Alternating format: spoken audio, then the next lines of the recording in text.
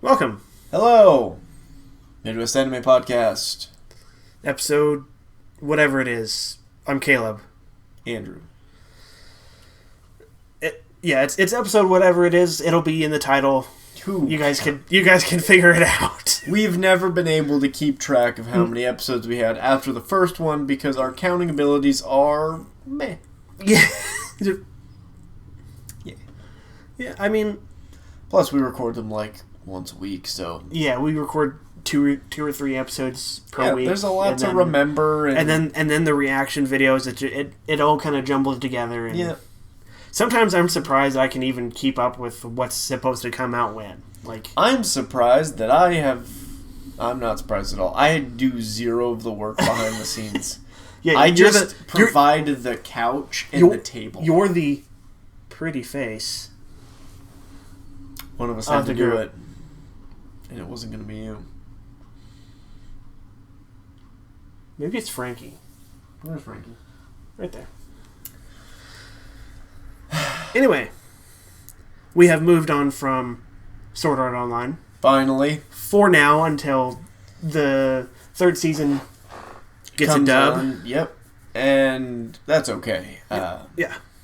Sometimes it's good to break up the monotony of doing just one show. We did quite a few episodes for Sword Art. Mm-hmm. It was the same thing with Avatar: The Last Airbender. We did quite a few episodes of that, so it's just easier to keep moving things forward. Which is now on Netflix, and go and enjoy it, and then watch our analyzing podcast. Maybe watch it, do it at the same time. Listen and watch at the same time, so you can kind of follow along. There's Frankie. Yeah, there she is. All right. Anyway, what are we talking about today? Seven Deadly Sins, the Netflix original. Another Netflix original. I thought you were going to get religious on me for a second. I was scared. You have committed some sins. Done. 1,200 Hail Marys. You mean that game of Madden that we played? Yeah. Okay, context. We played a game of Madden where you could only do Hail Marys. Yeah, we played with the all-time teams for the NFC and the AFC, and you could only do Hail Marys unless it was a field goal. Mm-hmm. I think you could do field goals, but you couldn't punt either. Nope. You had to fake punt or go Hail for Mary. it. Yeah. That's it. There was a lot of interceptions thrown. Yeah. Hail Marys at the 5-yard line are a bitch. Oh my god! Such a bitch. I couldn't remember. Could you audible, like, hot route and stuff? Yes. You could hot route? Yes. But nobody did. No, because it kind of ruined the...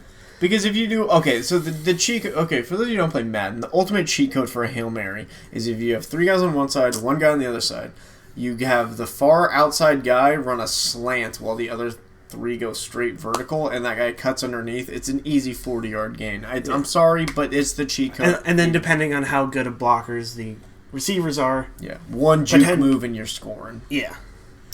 Anyway, like I said, we are working on Season 1 of Seven Deadly Sins. Which is a Netflix original anime. Yeah, produced from a manga published by Kodansha, I guess. People who have... Yep, people in Japan. Yep.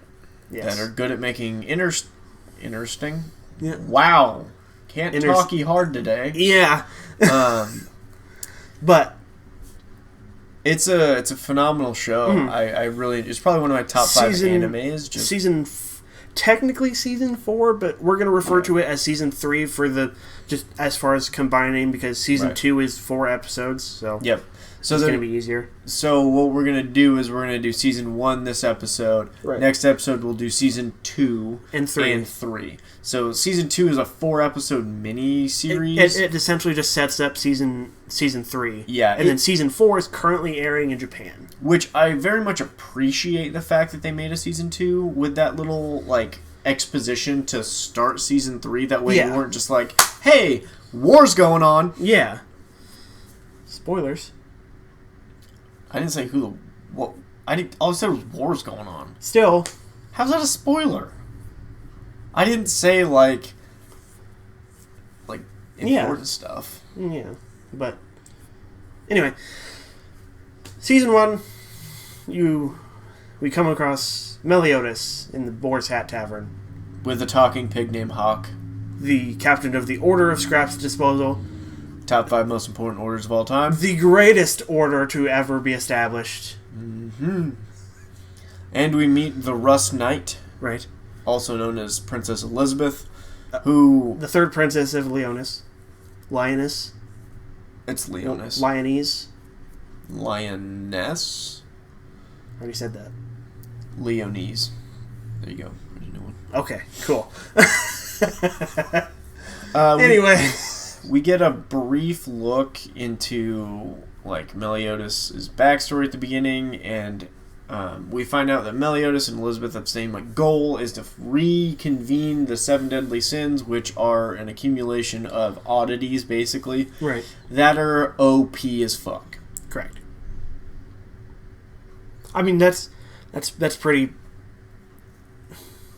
Pretty much it. That's pretty much it as far as Meliodas is probably. I said this while we were watching the first few episodes that he's probably the most believable OP character. Yeah. Just because of who you find out he is in the later seasons and all this stuff that you find out about him specifically. And how he became Meliodas. Right. The 7 deadly sin of wrath, captain of the Order of Death. Right. Probably the strongest holy knight in the world. And then, because you find out he's, a demon and stuff. See, that's a spoiler. How? It's in the first season. Yes, but it's still a spoiler. We're talking about the first season, are we not? True, but we probably should have led with spoilers ahead for anybody who hasn't seen it. Hold on. When is this show made? 2018. 2018. If you had 2 fucking years to watch it. Not my problem. Yeah, it's been on Netflix, but yeah, you had 2 years. Again, still, spoiler warning. It's late, but if you haven't watched season 1, why the fuck are you listening to our podcast right now? Go watch it and come back, and then you can be like, "Wow!" And make sure to actually come back. Crushed it. Set a reminder on your phone. Yeah, because that's 2 views. Counts for both. Yeah, Helps us both of us. And don't forget yourself. Don't forget to subscribe. Yes, because then when we read your comments and see, oh, that person's a subscriber, and they're talking to us about stuff that they want us to watch, we'll make sure to watch it. It goes higher on the priority list of things that we want to watch, especially when we go, fuck, what are we doing next? Yeah. Which happens literally after we hit stop record. We look at each other and go, okay, next on the docket? That literally happened after we were done with Sword Art. We were like, okay, what do we do now? Yep. So, we met the first 2. So we had, Princess, and then we met Meliodas. Right. Then we roll into, and we find Deanne in the Forest of White Dreams. Of the goblin copycat things. Trickster, imp. Yeah. They're imps. Little dudes. Yeah. And we find out Deanne is a giant, which you're going to figure out if you haven't watched the series yet. Right. Each one of them is a different type of, race, I guess? Yeah. One's a fairy, one's just a human in general with specific powers, but we'll get to that. Deanne's obviously a giant. Meliodas is a demon. Oh, now who's spoiling stuff? We already fucking said it. We don't learn all the ins and outs of each person's race in this season. Next season sheds a little more light on some of the other people's backstories. Correct. We get kings and bonds, and that's about it. We get kings, bond, and we get Deanne's. Yes, we do. Where she's a little baby. But that's part of kings. Right, but it's kind of her. It helps tie her into King and helps kind of lead because into, the true Deanne backstory is next season. Yes, correct. That's what I thought you were talking about. Where she loses her memory. Right. That's why she doesn't know who King is, but King remembers who she is. Right. And then you find out according to the description, they met 700 years before the events of the first season. That sounds about right. I mean, they're giant fairies, so fairies stereotypically live forever. or at least a long time, Longest. if not forever. Unless they're killed. Like in Bond's backstory. Hooray! Like how we did that. Yeah. It was a good transition. So, they had to break Bond out of prison. Yep. He was in essentially the Alcatraz of Leonis. And That's just the way. That's the best way I can put that. my personal favorite interaction is the bond between Meliodas and Bond. Oh my god! And how they destroy an entire fort arm wrestling. Yeah. And just Captain. Like they like meet each other like in the prison. They literally are like, "Hey, boom!" It's one of the funnest, essentially, bromances in all of anime It is pretty entertaining that I've seen, at least. because it's not like the rivalry that happens between like Gray and Natsu. and Gray and Everyone else. that Blue Pegasus guy whose name is escaping me right now. Leon? Is that his Yeah. name? There's just rivalries. Yeah. The bromance like between Happy and... the smoke guy and Yeah, I know who you're talking about. Romeo's Macau. dad. Macau, thank you. The guy who becomes guildmaster for, like, a year. It was like 10 years. Because they were on the Tenro Island thing. Oh, that's right, It yeah. was like 7 years or whatever. But we'll talk about that.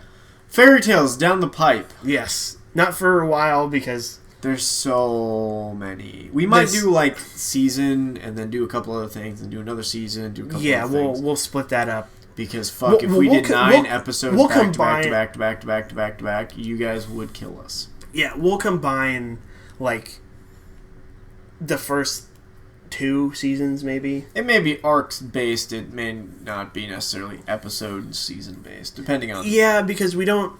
The first season is more world building. It's not one specific arc. It's probably... Season 3 really gets into where it's... Yeah. Maybe, actually, Season 2. Season 1's solid, I'll be honest. Season 1's a solid. It's world building, It's an important season. character introduction, stuff like that. It's Season not- 2 starts, I think, the Irration Seis.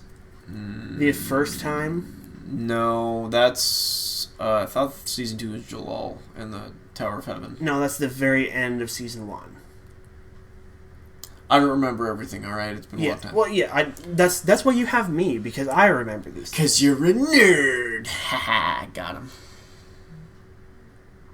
I can see his face. Yes. Yes, I am. That's why we're doing an anime podcast. Oh, that's why we're doing this? Well, plus we like anime, but Oh, it just- helps explain why we like anime. Valid. Alright, 7 Deadly Sins again. Correct. Okay, so the only sin... We don't make 2 of the sins in the first season. Yeah, we don't meet Escanor. We No. do meet... We meet Merlin. We Merlin don't. at The only one we end. don't meet is Escanor. Yeah.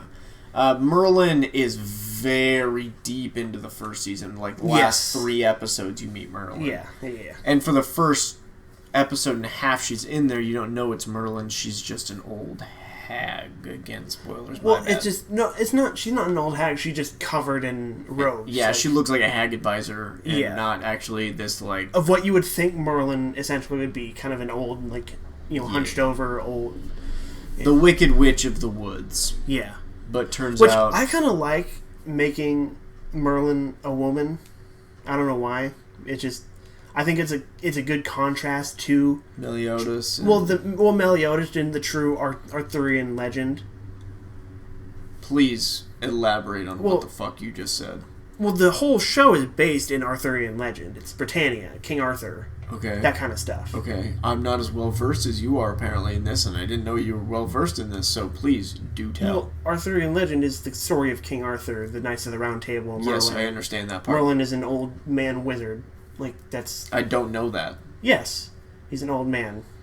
In a wizard? Yes. And Meliodas is a person? No. Okay. No, this is fictional, based in the world of the legend. Okay.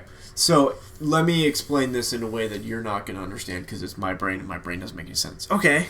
So, what you're saying is it took this world full of holy knights and battle crazy people. Mm-hmm.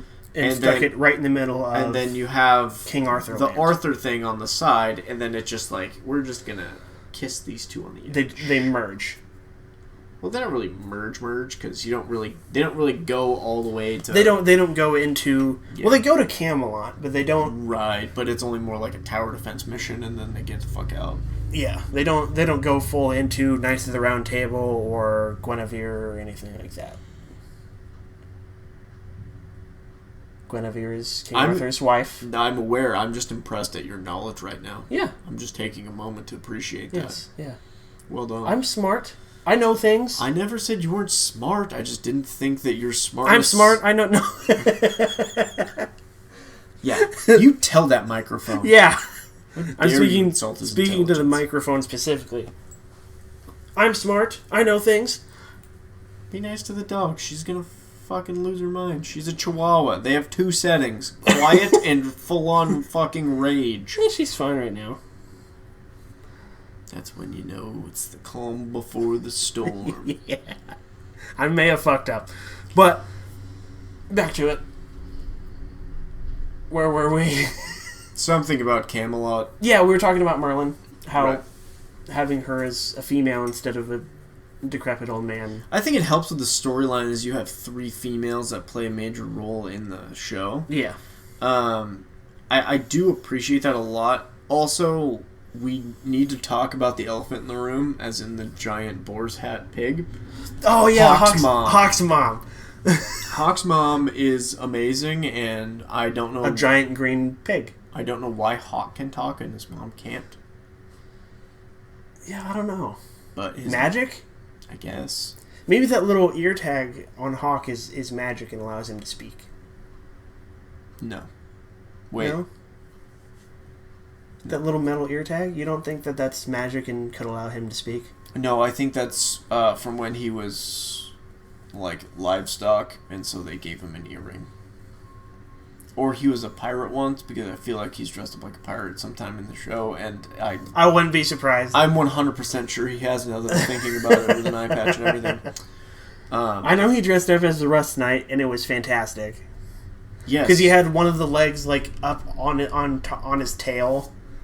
He has high quality comic relief in an anime that should be a lot more serious than it is. Oh, good God. But... like, essentially, because the voice actor for Meliodas is the same voice actor for Kirito in Sword Art.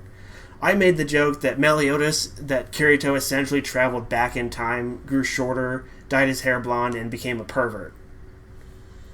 Like... But he doesn't use 2 swords. Yeah, but he only uses 1 sword. And for the majority of the series, it's a broken sword. Like... Which you find out about why it's broken, Right. how this girl Liz gave it to him, and that shit is sad. Well, not the one with the dragon hill. Right, but That's a different story. But yeah. You learn about his past and the kingdom of whatever it's called. I don't remember. It's a black hole now. Nobody cares. Yeah, it's essentially he blew up a town. That was his sin. Each they're called they're called the 7 deadly sins because they all committed one heinous crime. Flexed their power at a level that was unnecessary. Well, except for King, who was just not around when his... Yeah, King was sloth for not doing anything to protect the forest. Right. Bonds was stealing so much that he stole the heart of somebody enough to be... essentially kill them. And to kill them. He stole the Fountain of Youth, essentially. Which makes him undead and awesome. Meliodas obviously got so angry he blew up a fucking town. Deanne's you don't learn about in this season. Right. So we're not going to talk about it. Merlin it doesn't talk about, right? It doesn't talk about that at all yet. And Escanor, it doesn't talk about it at all. We haven't met Escanor at all. Yeah, you haven't met him.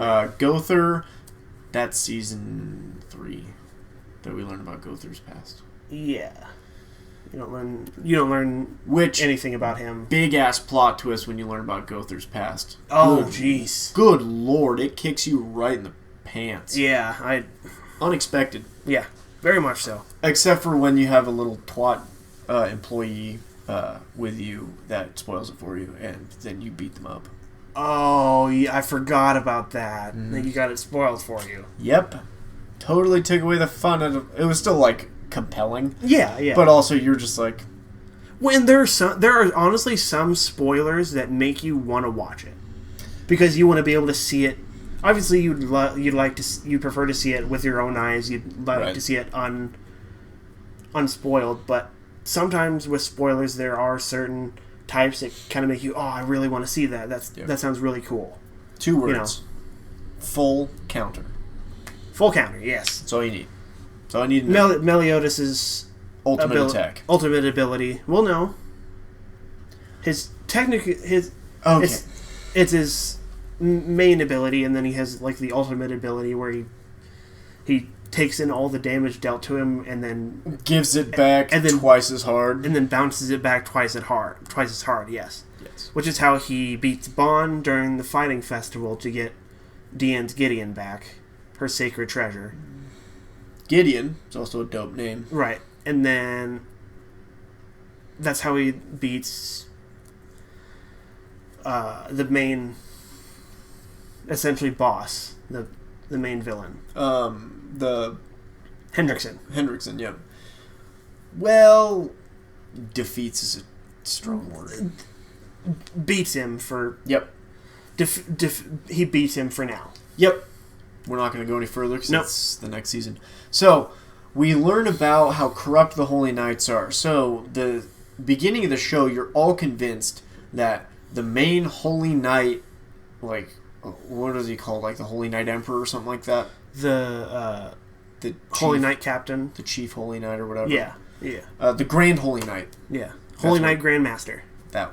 Yep. Yeah, there we go. That he is basically We know things. crucified to a wall with a bunch of spears. Yes. Just disgusting. And we're all told that the 7 deadly sins did it. Mm-hmm.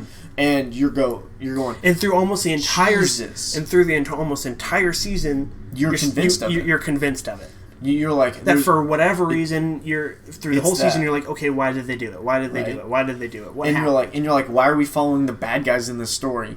And then you find out the Holy Knights are actually corrupt as shit because Right. what happens when you have power is you do bad things. Right, Hendrickson and the Grandmaster Zaratros, the one who was crucified to the wall with spears, He was murdered. hit by Hendrickson and his own brother.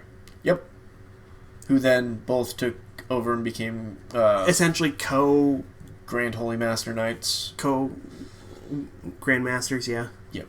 And they proceeded to become obsessed with power and getting it, And creating a holy war. through researching on where to find the remains of demons. They would dig up, find demons, drink the demon blood, and Become more powerful and, bad. yeah, Bad boys. very bad. They're very naughty. They need to go into timeout. Yeah, they just stand in the corner and think about what they did. Sure do. Sure do. I got an Uncrustable out a while ago. I haven't eaten it yet. Yeah. Just realized that. Podcasting. Yeah. Um, This is... You find out that Meliodas is actually, like, super compelling as a character. And yeah. But he's not just a perv and... yeah, super strong. we haven't really talked about the perviness yet. Yeah, it was... Fun story about the perviness before we talk about it full on is I was watching this season on an airplane because, you know, I'm a nerd. right. And I was sitting next to some random guy, and one of those scenes where Meliodas is fondling somebody, Right. Princess Elizabeth, Specifically Elizabeth, because Yeah. he's the only one... I realized, hey, there's someone literally inches from me and could probably see this, and I'm watching it on a fuck-off big tablet, and I was like, Right. You kind of moved it, so... I was like, my bad. What's happening still? Is he done yet? Because my earbuds are in, It's obviously. more just... It's just awkward because you're just like... Okay, let's go. Let's continue the story, please. Can we not talk about how he just took off her panties? Well, what is happening? Right. There's a lot of awkward moments, a lot of fondles. Correct. Pretty awkward. Yeah, and one thing it's something we kind of forgot to talk about with when we were talking about fan service. Go watch for that episode. It's on our channel. Like, share, and subscribe it. Correct. But yeah, it's especially with Deanne. Yeah, there's a lot to unpack with Deanne. Yeah. She is envy, so I guess it makes sense. Yeah. It would make more sense if she was lost, but... I think that's... Is it Gother or Merlin? Yeah, it's Gother. Which is a bit weird, but I'm sure we'll find out why he's lost in season 4. Because I'm pretty sure Merlin's gluttony, isn't she? Yeah. I'd love to know the backstories of that. Oh, I'm sure we're gonna get it, and if we don't, because they're the only three. Because Escanor, we need his backstory too, and I'm sure that involves Merlin somehow. Probably, but I'm sorry, Meliodas isn't the most OP. Escanor is, but we'll get into that when we talk about season 3. Disagree, but okay. Okay, we'll talk about. Yeah, we'll get it. We'll get into this discussion. There may be arm wrestling involved. In the next episode. Don't throw your computer at me in your rage. It's unnecessary. Cord caught on my foot. Yeah, sure it was. He's trying to kill me. Sure I am, yeah. The quarantine's got us all down. Yeah. I enjoy the use of Elizabeth to kind of break it up a little bit. And then, I'm pretty sure it's this season where we find out she's... part angel, special. Essentially. She's special. Yeah, she has powers. She's part druid. It doesn't go full fledged into it. That's season 2. Yeah, the mini season that we talked. No, I think they mention it. They mention it because she does that like Healy thing, and everyone's mention like, "Isn't that a druid ability?" How did she do that? Yeah. They mention it in passing, but then they fully get into it. Yeah. In season 3. Yep. Season 3 really kind of kicks off, like really gets into the full-fledged of what is actually going on in Britannia. And we get a lot of good backstory in that too, and exposition, and all the other good words that people use to describe things. Right. So there's that. I will say this, how interwoven this story is just brilliant. Mm-hmm. Everything is connected. Everyone is connected every somehow. piece just all of a sudden is just lining up, and you're like, damn. It's just at some point it's boom, boom, boom, boom, boom, one after the other. Just there's not like a big bad until like the very end, right? And you're like, I don't understand the point. They're just getting the sins together. What's happening? Right. What's going on with the king? Nobody's talking about. What are they setting up?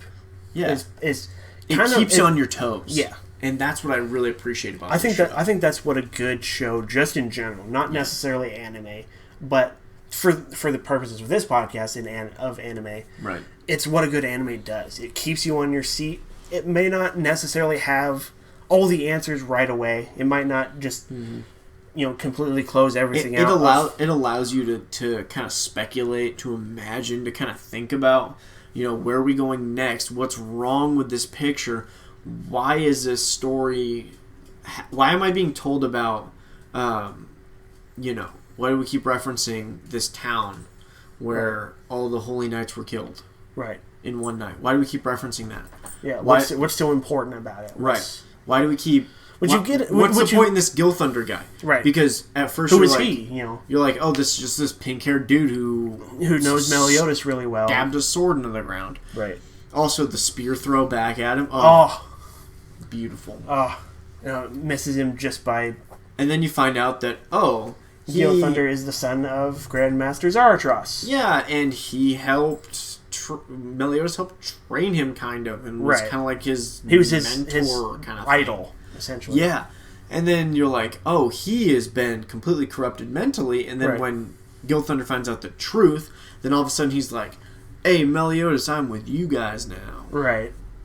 And what helps him kind of break that spell that he's under is actually Elizabeth's older sister. I don't remember her name. Jumping off a Margaret? tower. Yeah, Margaret. Margaret jumps off a tower, essentially, to be saved. So Yeah, that we they call can. that a humble pie. Yeah, so we can so that they can essentially destroy the familiars. Is how I would put it. The familiars that Yeah. are spying on them. Yeah. Because the mage who ends up being Merlin's former apprentice, sort of. Again, interconnections within the story. Yeah. There's so many layers to every story Everything in is this show. everything is somehow connected to the seven deadly sins as holy knights, as people, as masters, apprentices, idols, as significant people's significant others. Yeah. Like it's all. I can't think of a better word than connected. Like it's all. And this is such a compelling anime that I know people, including my wife, who does not watch anime whatsoever. Right. Like, I've tried to get her into every anime that I've ever watched. Right. She watched the first episode of Seven Deadly Sins and was like, I want to keep watching. And so she's watched the entire series. Not even Nope. Full Metal. Nope. Couldn't get her into it. Really? She watched Inuyasha with me because she wanted to, because she liked Inuyasha. Which, fair, Inuyasha's a good show. Yeah.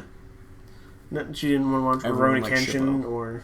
I tried to get her to watch Rurouni Kenshin. Rurouni Kenshin is so good.